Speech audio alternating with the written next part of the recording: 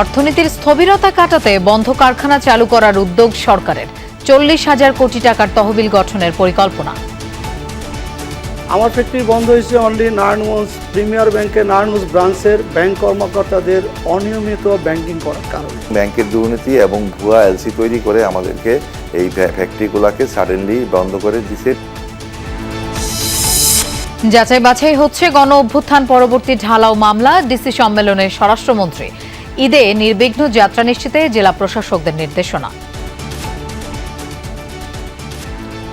আপনারা সবাই জানেন অনেক মামলার মধ্যে হাজার হাজার লোককে আসামি করা হয়েছে।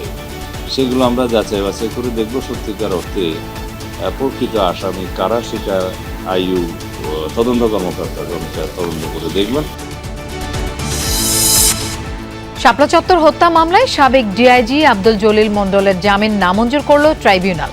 রাজসাক্ষী হওয়ার আগ্রহ প্রকাশ।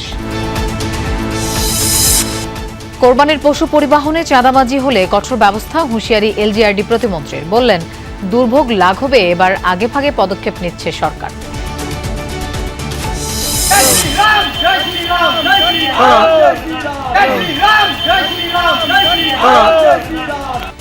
নির্বাচন পরবর্তী সহিংসতায় উত্তপ্ত ভারতের পশ্চিমবঙ্গ। তৃণমূল কংগ্রেসের অফিস ও নেতাকর্মীদের বাড়িঘরে হামলা ভাঙচুর। ফল ঘোষণার পর থেকে দুপক্ষের অন্তত 4 জন নিহত। হাম ও উপসর্গে আরও 7 শিশুর মৃত্যু। দেশে পৌঁছেছে 15 লাখ ডোজ ভ্যাকসিন। আর কোনো সংকট হবে না বললেন স্বাস্থ্যমন্ত্রী। 15 লাখ ডোজ ইনশাল্লাহ এই যে শুরু হয়েছে, এখন আমাদের প্রত্যেক সপ্তাহে একটার পর একটা ডেলিভারি আসবে। আমাদের ভ্যাকসিনের কোনো রকম ঘাটতি নেই।